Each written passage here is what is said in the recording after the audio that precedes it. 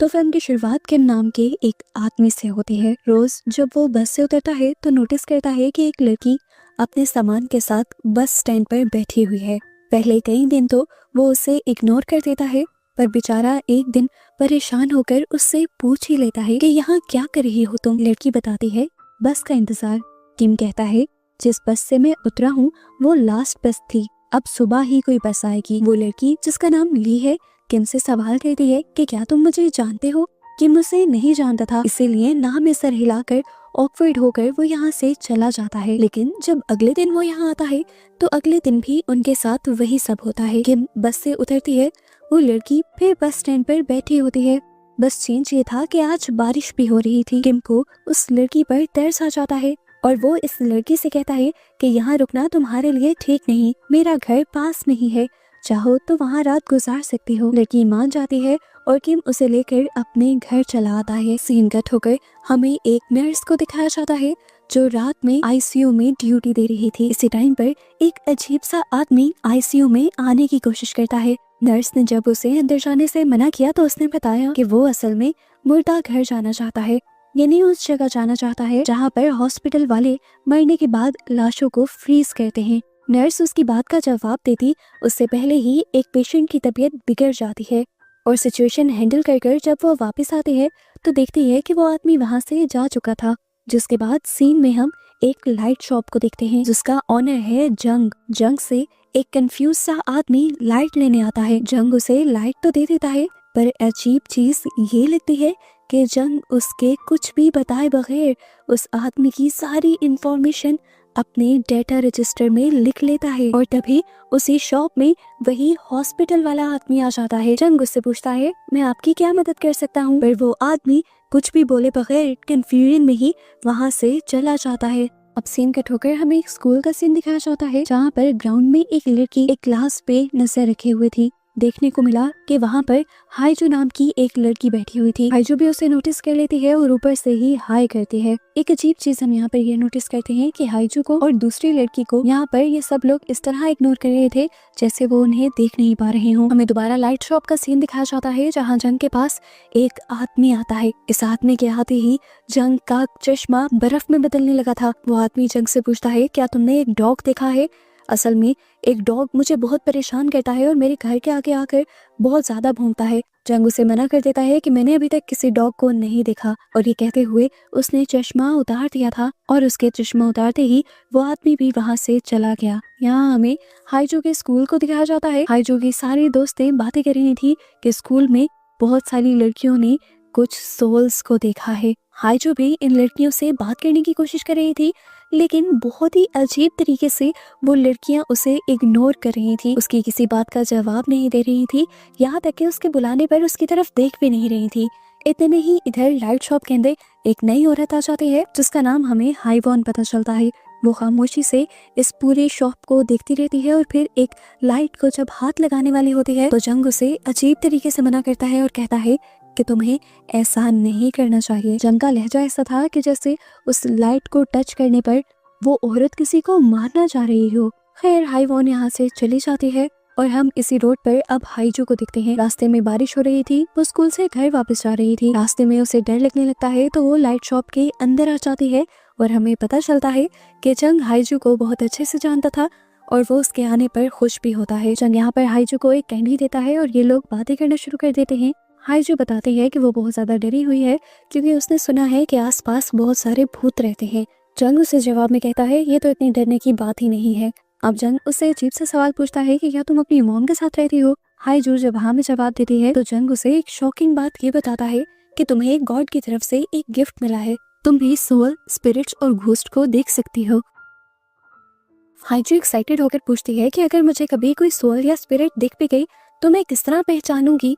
जंग कहता है कि तुम्हें गौर से देखना होगा उन लोगों को, उनके अंदर कुछ न कुछ अब नॉर्मल होगा। हाईजू सोच भी बढ़ जाती है और इधर हमें जंग का रिफ्लेक्शन नीचे मिरर में दिखाया जाता है। वो बिल्कुल बूढ़ा दिख रहा था, यानी जंग खुद भी एक भूत ही था। सीन कट होता है और हम दूसरी तरफ दोबारा देखते हैं किम को। किम अपने घर जाने के बाद नोटिस करता है कि ली के नाखून उल्टी तरफ लगे हुए थे। और इस चीज से वो बहुत ज्यादा डर जाता है। और हम देखते हैं कि उसी टाइम ली उसके ऊपर हमला कर देती है। ली ने उसके साथ क्या किया ये तो नहीं दिखाया गया, लेकिन उसके बाद ली अपना टैचिकेस लिए किम के घर से बाहर निकल रही थी और अब उसके टैचिकेस से खून टपक रहा था। हाईजू जो अब घर के लिए निकल चुकी थी वो भी ली को देख लेती है और ली को देखकर हाय बोलती है और हैरान होकर ली पीछे मुड़कर उसे देखती है। ली खुद हैरान थी कि हाईजू उसे कैसे देख सकती है, क्योंकि ली तो एक भूत थी। इसी टाइम पर हमें रोड पर यूजी नाम के एक और लड़के को भी दिखाया जाता है। वो भी जब स्कूल से वापस घर जा रहा था तो उसे बहुत ज्यादा डर लग रहा था। अपने डर को कम करने के लिए वो गाना गा रहा होता है और घर के अंदर सियोन नाम की लड़की उसके गाने से बहुत ही ज्यादा तंग पड़ रही होती है। वो अपना काम नहीं कर पा रही थी उसके गाने की वजह से। ऊपर से यहाँ पर लाइट भी चली गई और लाइट के जाते ही हमें उसके पीछे की शेडो में किसी और को उसके साथ दिखाया जाता है और इस बात से सियोन बिल्कुल अनजान थी। खैर अब वो लाइट को चेक करने जाती है तो पता चलता है कि मेन स्विच बंद नहीं था, लेकिन फिर भी लाइट नहीं आ रही थी और ऐसा सिर्फ उसी के घर में हो रहा था। वो इस चीज को भी ये सोचते हुए इग्नोर कर देती है कि ये घर बहुत पुराना है, कोई टेक्निकल खराबी होगी यहाँ पर। वो कमरे में आकर दोबारा लैपटॉप खोलकर अपना काम कंटिन्यू करती है तो यूजी की आवाज दोबारा उसे परेशान करती है और वो विंडो से ही यूजी को गाना बंद करने को कहती है। तभी यूजी भी उसी घर की विंडो की तरफ देखता है और उसे सियोन के पीछे कोई खड़ा हुआ दिखाई देता है, जिसकी वजह से वो डर कर यहाँ से भाग जाता है। यहाँ अब हमें हॉस्पिटल में नर्स को दिखाया जाता है। नर्स इस टाइम वॉशरूम में थी तो वॉशरूम की वेंटिलेशन से कोई निकल कर लटक कर उसे देखने लग जाता है। नर्स उसे देखकर डर तो जाती है लेकिन चिल्लाती नहीं, बल्कि वो अपनी आंख और कान बंद कर लेती है और उस एंटिटी को पूरी तरह से इग्नोर कर देती है, जिसके बाद वो एंटिटी वहां से गायब हो जाती है। सीन कट होकर अगली रात दोबारा हमें हाईजू को दिखाया जाता है, जो रात में दोबारा जब स्कूल के बाद अपने घर आ रही थी तो रास्ते में उसे हाईवॉन दिख जाती है। इस टाइम बारिश हो रही थी। हाईजू ने हाईवॉन से अपना अम्ब्रेला शेयर किया। वो बातें करते हुए चल रहे थे पर अचानक से हाईवॉन लंबी होने लगी और बड़ी होते होते उसका कद बहुत ही ज्यादा लंबा हो गया। हाईजू उसे देखकर डर गई और समझ गई कि वो इंसान नहीं है जिस तरह जंग ने उसे बताया था। जंग ने उसे ये भी बताया था कि अगर इस तरह कोई भी उसके सामने आ जाए तो वो बिना उसकी तरफ देखे सुने उसे इग्नोर करके यहाँ से चली जाए। पहले पहले तो हाईजू यही बात मानकर सीधा सीधा चलने लग जाती है, लेकिन जैसे ही हाईजू पीछे मुड़कर दिखती है तो पता चलता है कि हाईवॉन अभी भी उसके पीछे आ रही थी लंगड़ाती हुई। जंग को भी इस सब के बारे में पता चल जाता है, इसीलिए वो भाग कर अपनी लाइट शॉप से बाहर निकलता है। वो हाईजू को फौरन से अपने घर जाने को कहता है और यहाँ हाईवॉन के सामने अपना चश्मा निकालता है तो हाईवॉन उसकी आंखें देखकर डर जाती है और यहाँ से चली जाती है। इधर अगले दिन अब यूजी भी स्कूल से जब घर जा रहा था तो रास्ते में उसे ली दिख जाती है। ली के पास उसने सूटकेस भी नोटिस किया, लेकिन ये नहीं नोटिस किया कि सूटकेस में से अभी भी ब्लड निकल रहा है। वो ली को एक मासूम लड़की समझकर उसके साथ अपना अम्ब्रेला शेयर करने लग जाता है और जब वो सियोन के घर के बाहर से गुजर रहे होते हैं तो यूजी ली को बताता है कि इस घर के सामने से गुजरने पर मुझे बहुत डर लगता है, क्योंकि एक मर्तबा इस घर के अंदर मैंने इस घर की ओनर के पीछे किसी एंटिटी को देखा था। ठीक इसी टाइम पर हम देखते हैं कि सियोन को भी घर के अंदर अपने पीछे किसी का शैडो नजर आ जाता है और वो भी समझ जाती है कि उसके घर में उसके साथ कोई और एंटिटी भी रह रही है। बाहर हम दोबारा यूजी और ली को देखते हैं। बातें करते करते यूजी ली के हाथ देख लेता है और नोटिस करता है कि ली के नाखून उल्टी साइड पर जुड़े हुए थे और ये देखकर वो समझ आता है कि ली भी इंसान नहीं थी और खौफ के मारे उसकी जान निकल जाती है। डर के मारे वो नीचे भी गिर जाता है और उसके पाँव भी टेढ़े हो जाते हैं। वो जोर जोर से कांपने लग जाता है और ली उससे पूछती है क्या तुम ठीक हो। यूजी उसकी किसी बात का जवाब नहीं देता और लंगड़ाते हुए यहाँ से चला जाता है, जिसके बाद ली उस लाइट शॉप के अंदर आ जाती है। जंग ली से पूछता है कि तुम्हें क्या चाहिए, मैं तुम्हारी क्या मदद कर सकता हूँ। ली इस टाइम एक बल्ब को गौर से देखती है और जंग से कहती है मैं जानती हूँ कि मुझे क्या चाहिए। इसी दौरान वो वापस आने के लिए मुड़ जाती है और यहाँ पर डिटेक्टिव आ जाते हैं। डिटेक्टिव किसी आदमी को ढूंढते हुए यहाँ आए थे और वो जंग से उस आदमी के बारे में पूछ रहे थे। इस दौरान वो नोटिस करते हैं कि ली जहाँ से गुजर रही थी वहाँ पर खून गिरा हुआ है। उनका ध्यान ली के सूटकेस पर तो नहीं जाता, लेकिन वो रुककर ली से पूछ लेते हैं क्या तुम्हें कोई चोट लगी है। ली नाम भी सर हिला देती है और यहाँ से बाहर जाने लगती है। ली की हालत भी काफी खराब थी, बाहर बारिश भी हो रही थी, इसीलिए डिटेक्टिव बारिश से बचने के लिए उसे अपना रेनकोट दे देते हैं। अब सीन कट होकर हमें दोबारा हॉस्पिटल का सीन दिखाया जाता है। हॉस्पिटल के मुर्दा घर में एक नर्स एक डेड बॉडी से डर जाती है और डॉक्टर को बताती है कि ये डेड बॉडी बोल रही थी। डॉक्टर बिल्कुल भी हैरान नहीं होता, नॉर्मल तरीके से उठता है और नर्स से कहता है कि चलो इससे माफी मांगो। दोनों मिलकर उस डेड बॉडी से माफी मांगते हैं, जिसके बाद नर्स यहाँ से चली जाती है और डॉक्टर अकेले ही इस डेड बॉडी को तैयार करने लगते हैं और हमें दिखाया जाता है कि डॉक्टर उस डेड बॉडी से बात कर रहे थे। डेड बॉडी कंफ्यूज थी कि उसके साथ क्या हो रहा है, तो डॉक्टर उसे बताती हैं कि तुम मर चुकी हो। इसी हॉस्पिटल में अभी तक वो नर्स घर नहीं गई थी। वो जब लिफ्ट में होती है, अचानक से उसे एक बस ड्राइवर दिखाई देता है। वो बस ड्राइवर उसे देखकर रोने लग जाता है और उसके रोते ही उसकी आंखों के बजाय उसकी पूरी बॉडी में से पानी निकलने लगता है और ये पानी लिफ्ट में भर जाता है। वो नर्स ये देखकर बहुत ज्यादा डर जाती है और ये लोग पानी में जैसे ही डूबने वाला होते हैं, तभी अचानक लिफ्ट का दरवाजा खुल जाता है और नर्स देखती है कि यहाँ पर ना तो वो पानी था और ना वो आदमी। सीन कट होकर दोबारा हमें लाइट शॉप का सीन दिखाया जाता है, जहाँ पर दोबारा एक क्रिमिनल को ढूंढते हुए डिटेक्टिव आ गए थे। जंग अब डिटेक्टिव से उस आदमी के बारे में पूछने लग जाता है जिसे वो ढूंढ रहे हैं। जिस टाइम डिटेक्टिव उस आदमी के बारे में बता रहे थे, हम नोटिस करते हैं कि डिटेक्टिव की आंखें बार बार बदलती जा रही थी। अगली सुबह हमें हॉस्पिटल का सीन दिखाया जाता है।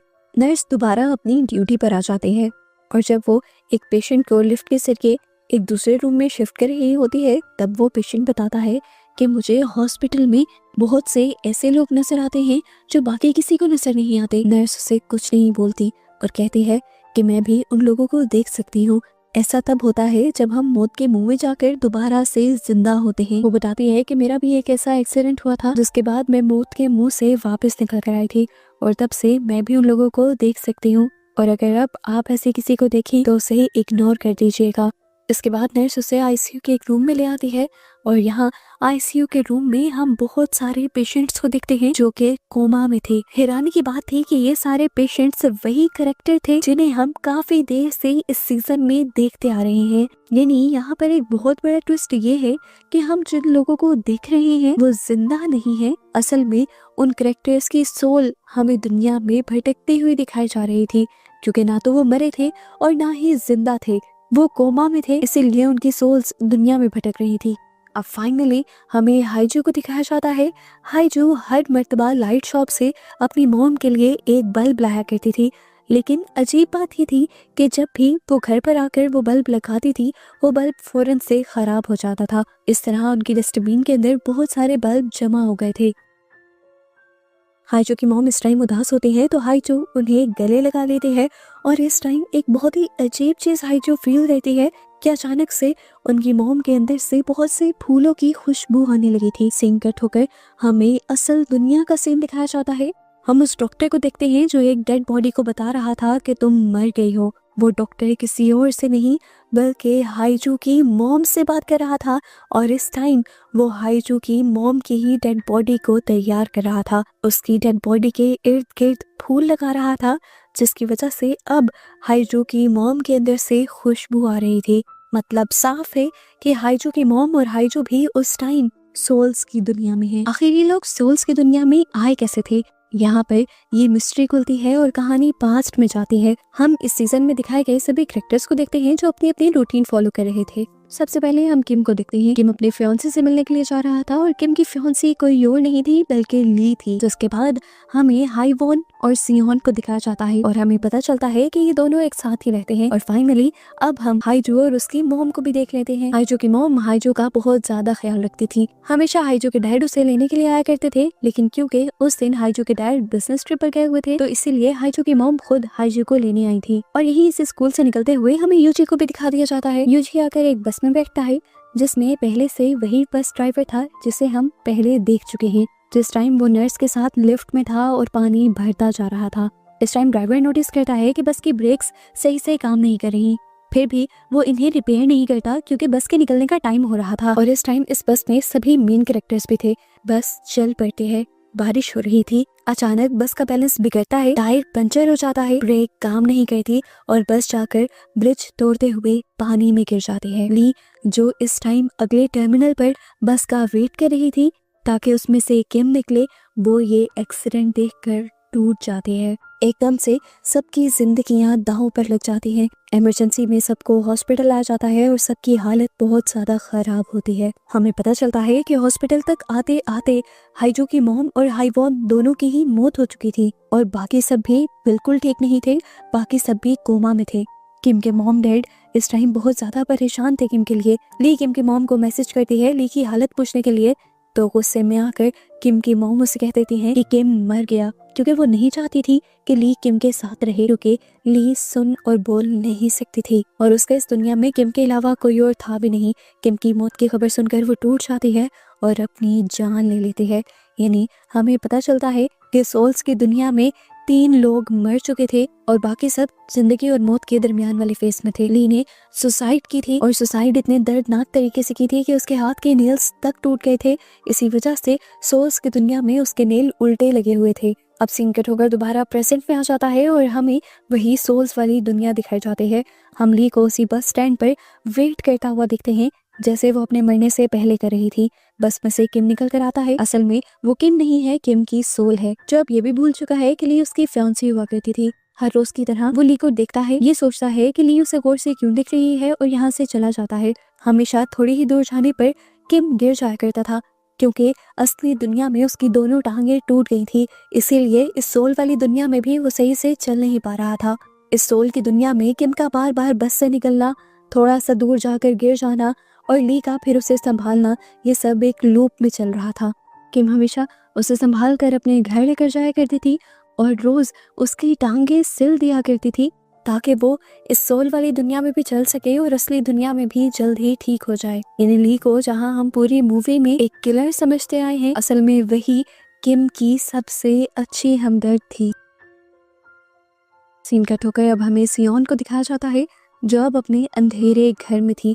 काफी देर लाइट नहीं आती, वो पागल सी होने लगती है और जैसे ही वो गिरती है तो उसे अपने एक्सीडेंट के बारे में सब कुछ याद आ जाता है। उसे याद आता है कि उसे बचाने के लिए उसकी दोस्त हाईवॉन ने उसे पीछे से पकड़ लिया था। ये जानकर वो बहुत ज्यादा रोने लग जाती है और हाईवॉन उसे दिलासा देती है। यहाँ पर डिटेक्टिव भी सिगरेट ऑन करने के लिए अपना लाइटर ऑन करता है और जैसे ही रोशनी में थोड़ा सा उसे अपना साया नजर आता है तो वो दिखता है कि उसका आधा सर गायब था। वो डर कर लाइट शॉप के अंदर चला जाता है और वो जंग से इन सारी चीजों के बारे में पूछता है कि ऐसे अजीब अजीब काम उसके साथ ही क्यों हो रही है। वो जंग से कोई भी सवाल करता है कि इस दुनिया में कभी सुबह क्यों नहीं होती, हमेशा रात ही क्यों रहती है। उसकी बातों के जवाब में जंग कुछ नहीं बोलता बल्कि अपनी ऐनक निकाल देता है और हम पहली मर्तबा उसकी डिमोनिक आइज को देखते हैं। यहाँ के देखकर डिटेक्टिव समझ गया था कि जंग कोई इंसान नहीं है और वो ये भी जान गया था कि वो भी अब इंसान नहीं रहा। डिटेक्टिव को अपना एक्सीडेंट तो याद था, लेकिन अब वो जंग से जंग की कहानी पूछता है कि तुम यहाँ पर कैसे आए थे। जंग बताता है कि सालों पहले जब एक सिलसिला आया था तो हमारी बिल्डिंग गिर गई थी। उस बिल्डिंग में मैं और मेरी बेटी दोनों ही अंदर दब गए थे। मैंने अपनी बेटी को ढूंढने की और निकालने की बहुत कोशिश की, पर जब मैं नहीं निकाल पाया तो मैं इस शॉप में मदद मांगने के लिए आया। उस टाइम यहाँ पर इस लाइट शॉप की ऑनर एक लड़की थी जिसने मुझे देखकर बताया कि मैं मर चुका हूँ और एक आत्मा बन चुका हूँ, और उसने मुझे ये भी बताया था कि तुम्हारी बेटी को दुनिया में रेस्क्यू कर लिया गया है और वो जिंदा है, इसीलिए वो तुम्हें मिल नहीं सकती। जंग बताता है कि उस दिन के बाद से मैं इस लाइट शॉप को संभालने लगा, क्योंकि मुझे पता चल गया था कि मरने के बाद या किसी भी मुश्किल में सोल्स एक मर्तबा इस लाइट शॉप में जरूर आती हैं। मैं इस उम्मीद में इस लाइट शॉप पे आज तक काम कर रहा हूँ ताकि मैं एक मर्तबा अपनी बेटी से मिल पाऊँ। अब डिटेक्टिव जंग से पूछता है क्या मैं मर चुका हूँ। जंग कहता है नहीं, तुम कोमा में हो, अभी तुम्हारी सोल सिर्फ यहाँ पर है। तुम वापस दुनिया में जा सकते हो और ये जगह तुम्हारे लिए एक पोर्टल जैसी है जो इस दुनिया को और तुम्हारी इंसानों वाली दुनिया को मिलाती है। तुम्हें यहाँ पर अपनी लाइट को ढूंढना है। अगर तुम्हें तुम्हारी लाइट मिल जाती है तो तुम वापस अपनी दुनिया में चले जाओगे। डिटेक्टिव इधर उधर देखने लग जाता है। यहाँ पर बहुत सारी लाइट्स थी। वो जंग से पूछता है मेरी लाइट कौन सी है और मुझे कैसे मिलेगी। जंग उसे बताता है कि तुम्हें तुम्हारी लाइट मिल चुकी है। वो हैरान होकर अपनी लाइटर की तरफ देखता है जो अभी उसके बगैर जलाए भी जल रहा था, यानी यही उसकी लाइट। यहाँ इसी सोल की दुनिया में अब हम उस बस ड्राइवर को भी देखते हैं। वो बस ड्राइवर इस दुनिया में आए अपने सभी पैसेंजर्स को लाइट शॉप तक पहुँचाना चाहता है ताकि जो लोग दुनिया में कोमा में हैं उनकी लाइफ दोबारा से नॉर्मल हो सके और वो किसी तरह अपनी गलती को सुधार सके। इस टाइम भी वो भीगा हुआ यूजी के पास आता है। उसे लाइट शॉप तक ले जाने के लिए, ताकि यूजी अपनी लाइट ढूंढकर अपनी दुनिया में वापस जाए और नॉर्मल लाइफ गुजारे। वो यूजी को सारी बात बता देता है कि इस टाइम इस दुनिया में तुम असल नहीं हो, यहाँ पर तुम्हारी सोल है। वो उससे अपने किए की माफी भी मांगता है और फिर वो ड्राइवर उसे लेकर लाइट शॉप के अंदर आ जाता है। लाइट शॉप के अंदर आते ही पहली ही नजर में यूजी को अपनी लाइट मिल जाती है। उसे अपनी लाइट का इस तरह पता चला था कि बाकी सारी लाइट्स उसे मध्यम नजर आ रही थी और उसकी वाली लाइट उसे ब्राइट नजर आ रही थी, यानी तेज नजर आ रही थी। जैसे ही यूजी उस लाइट को हाथ लगाता है, वो लाइट और भी ज्यादा चमकने लग जाती है और जंग उसके पास आकर कहता है, उम्मीद है कि हम दोबारा यहाँ नहीं मिलेंगे। नहीं, वो यूजी को उसकी दुनिया में भेज रहा था और अपनी तरफ से उसे बाय कह रहा था। इधर सीन कट होकर हमें दोबारा से किम और ली को दिखाया जाता है। इससे पहले कि लूप दोबारा से शुरू हो जाता, इस मर्तबा ली तेजी दिखाते हुए जल्दी से बस के अंदर चढ़ जाती है और किम को सारी बातें बता देती है कि तुम इस टाइम एक सोल की दुनिया में हो, मैं मर चुकी हूँ, लेकिन तुम अभी भी अपनी दुनिया में जिंदा हो और इस टाइम कोमा में होने की वजह से तुम्हारी सोल यहाँ पर है। तुम्हें वापस अपनी दुनिया में जाना होगा। किम को ली की कही हुई बातें तो समझ आ रही थी, लेकिन उसे ये नहीं पता था कि ली है कौन और उससे ये सब क्यों कह रही है। एक्सीडेंट की वजह से वो ली को पूरी तरह भूल चुका था। यहाँ पर हम देखते हैं कि बस ड्राइवर सियोन को लेने के लिए आया था। वहाँ पर उसे सियोन की फ्रेंड भी मिल जाती है, जिससे वो माफी मांगता है उसकी मौत के लिए। सियोन की फ्रेंड उसे माफ कर देती है और वो अब सियोन की फ्रेंड से रिक्वेस्ट करता है कि प्लीज तुम उसे लाइट शॉप में भेज दो, उसकी जिंदगी के बचने की कुछ उम्मीद है, वो अभी पूरी तरह नहीं मरी। अगर वो लाइट शॉप में चली गई तो वो असली दुनिया में जिंदा हो जाएगी। ये सुनकर सियोन की दोस्त उससे वादा करती है कि मैं उसे लाइट शॉप में जरूर भेज दूंगी। यहाँ अब हमें लाइट शॉप का ही सीन दिखाया जाता है, जहाँ पर इस टाइम लाइट शॉप के अंदर हाइजो की मॉम आई थी जो मर चुकी थी।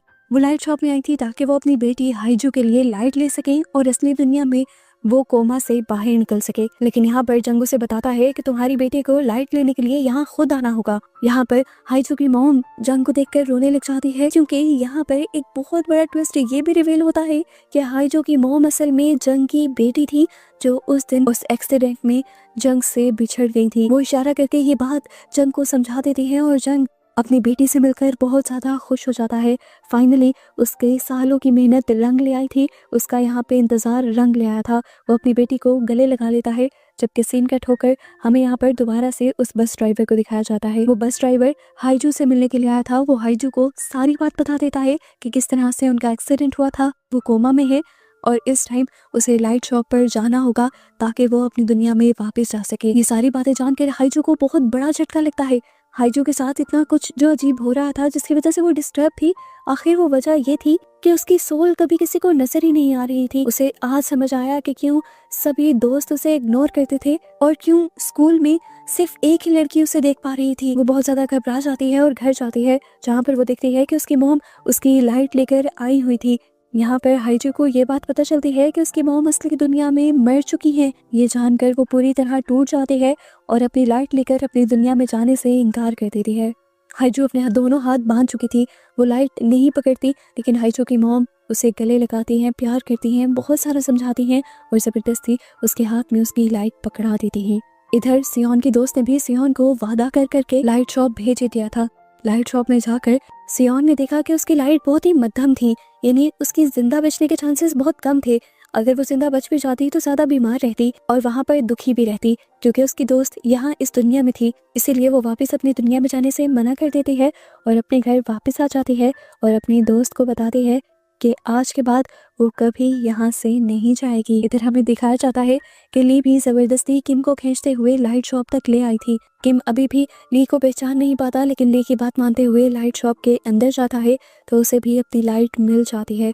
उसके अपनी लाइट को टच करते ही यहाँ पर तेज रोशनी होती है और फाइनली किम अपनी दुनिया में चला जाता है और पीछे से ली बिलक बिलक कर रोने बैठ जाती है, क्योंकि वो जानती थी कि आज के बाद वो कभी किम को नहीं देख पाएगी। सीन कट होकर हमें असली दुनिया का सीन दिखाया जाता है, जहाँ पर फाइनली यूजी को ना सिर्फ होश आया था बल्कि वो पहले की तरह नॉर्मल भी हो गया था और यहाँ पर उससे मिलने के लिए वही नर्स आती है जिसे हमने मूवी के स्टार्ट में देखा हुआ है।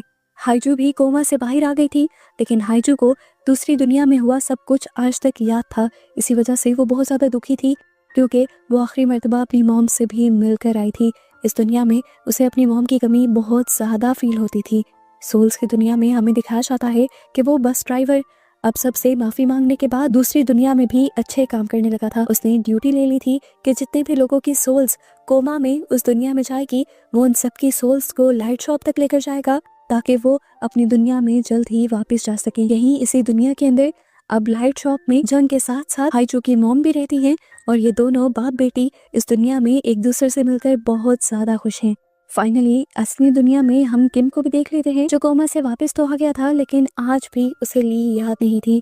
ली के बारे में वो अपनी मॉम से और कुछ लोगों से सुनता तो है कि वो उसकी फ्रेंड थी, लेकिन उसे खुद उसकी कोई बात नहीं याद थी। हाँ, ये बात उसे जरूर याद थी कि सोल्स की दुनिया से असली दुनिया में आने में ली ने ही उसकी मदद की थी। डिटेक्टिव सॉन्ग भी अब अपनी लाइफ में वापस आ चुके थे, लेकिन अब दोबारा लाइफ मिलने की वजह से उन्हें भी इस दुनिया में मौजूद सभी सोल्स नजर आया करती थी और इसकी वजह से डिटेक्टिव काफी डिस्टर्ब रहने लगे थे। यहाँ पर डिटेक्टिव को एक अजीब सा आदमी मिलता है जो डिटेक्टिव को परेशान होने से मना करता है और कहता है, मैं समझ रहा हूँ कि आप दूसरी दुनिया के लोगों को और सोल्स को देखकर डिस्टर्ब हो रहे हो। पहले पहले मैं भी इसी तरह डिस्टर्ब हुआ करता था क्योंकि मैं भी उन सबको देख सकता हूँ, लेकिन आहिस्ता आहिस्ता सब कुछ नॉर्मल हो जाएगा। और ऐसे बस इन दोनों को दिखाते हुए ये सीजन यहाँ पर खत्म हो जाता है।